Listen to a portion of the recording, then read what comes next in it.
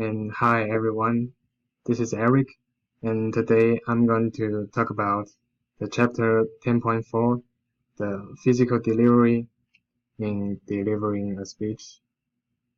And as we all know, many people feel nervous and uncomfortable when delivering a speech, like they don't know where and how to put their hands or where to look at, and so on. But it is natural. And it is important to learn how to control your body language and develop the ability when giving a speech. A good physical delivery helps managing public speaking in those ways. And the first one is the impression to the audience. If you are behaving very confident and talkative and speak very fluent, then the audience will think that they will accept you very quickly and think that you are convincible with what you are talking about. And secondly, a good physical delivery will make your content more efficient. For example, if you are feeling uncomfortable and don't know where to put your hands and where to look at, it will affect your quantity of speaking. To a certain degree, if you care too much about those distractions about your body, then you won't be able to focus on what you are talking about. So, to a certain degree, if we keep practicing those physical delivering skills, then we will be able to get rid of those distractions and become relief from those anxieties. The physical delivery is the supporting to the verbal message. How much the content we are able to convey is based on how much the audience like us. If a speaker have a bad performance on the stage, even though he may have a good content and very knowledgeable in that area, the audience won't pay attention to what he is talking about because they may feel awkward and it becomes a distraction that make audience lost their interest. A suitable physical delivery could also help us establish a credibility among the audience. If we are behaving professional, it doesn't matter if we understand the whole knowledge of what we are talking about. Let's take Sheldon as an example. We all think Sheldon in the Big Bang Theory is very intelligent, that he always adds some complicated scientific terminologies that makes people feel confusing but also funny. But the actor actually, in the real life himself, don't know exactly the meaning of those terms, he said. We all think it is real, because all of his impressions and body languages are so convincing to tell that he is a freak who have a high IQ and low EQ. And that's the power of the credibility.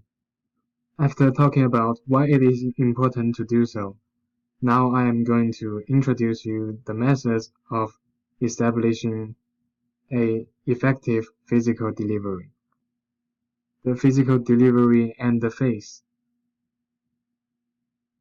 In most of the time in the real life, we are more intent to use our facial expressions unintentionally because we want to behave natural. Yet, the process of giving a speech is asking us to against the natural. So, the first thing we need to do is to intentionally control our facial expressions. The emotion when we are communicating with the audience should be positive and be able to arouse their interest. So we need to demonstrate the enthusiasm in order to show the sense of respect and professional. Facial expressions help set the emotional tone of a speech, and it is important that your facial expressions stay constant with your message. You need to behave that you are not bored to your own speech, because what you're acting will affect your audience. And if your facial expressions and speech content are not that consistent, your audience could become confused by the conflicting messages. which could lead them to question your honesty and credibilities. Another important method is to have a eye contact. As we studied in the previous chapters, we know that eye contact is an important element of the nonverbal communication. We often interpret a lack of eye contact to mean that someone is not credible or not competent. So, as a speaker, we need to constantly put our eyesight to the audience in order to establish the kind of credibility. As I know, in some kind of culture, not seeing the elder's eyes means a kind of respect. But when we are delivering a speech, what we are doing is to convey our own message. We are the authority when we are on the stage. Making an eye contact will hold the attention of the audience. So what should we do is to need to fully consider. For example, we can make slow and deliberate eye contact, sweeping through the whole audience from the left to the right, to establish that kind of credibility. Another important part of the physical delivery is about our bodies. Posture is the position we assume with our bodies, either intentionally or out of habit. Many professionals are trained to behave in a certain postures, such as the military, and we should use a posture that is appropriate for the occasion while still positioning ourselves in a way that we feel natural. For example, a military posture of standing at attention may feel and look unnatural in a school or business speech. So what we need to do is to be aware of the atmosphere and environment around us.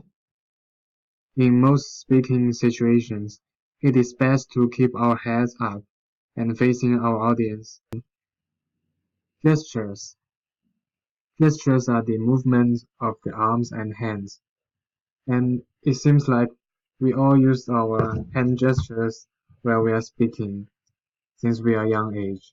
And as we grow up, we also become very fluent in using gestures. But we didn't even take a class matching verbal communication with the appropriate gestures. And that seems to prove that our body gestures just come out while we are speaking. And that's very natural. And what we should do with these gestures while we are giving a speech is to try to let them behave and looks natural. The emphatic gestures are the most common hand gestures that we use. When we are delivering a speech, the emphatic gestures will indicate and emphasize the emotion we want to convey. Our hands and arms are often the most reliable and easy to use visual aids a speaker can have. But most importantly, be natural. The audience don't want to see your gestures to be exaggerated. If you gesture too much, to a certain degree, it will become a kind of distraction. Movement. The movement when you are on the stage will also affect the audience impression. The suggestion for the beginning speakers is to avoid moving around on the stage. This allows to concentrate on managing anxiety and focus on more important aspects of delivery, like the vocal varieties. And some senior speakers will use the method of the triangle method of body movement, that they start in the middle and take a couple steps forward and to the right, then take a couple steps to the left, and finally back to the center. But when you are not purposefully moving for emphasis, the best way to do is to minimize the other movements.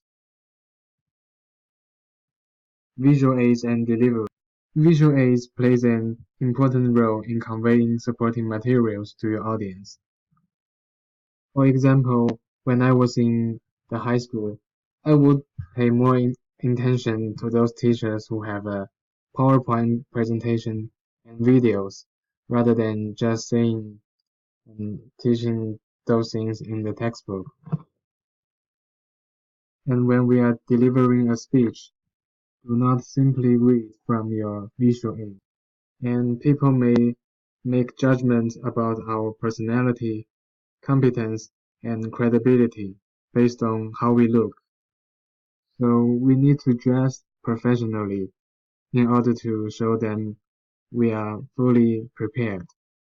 People won't like a man who is only wearing a underwear to talk them about the mathematic problems. And that's all. Thank you.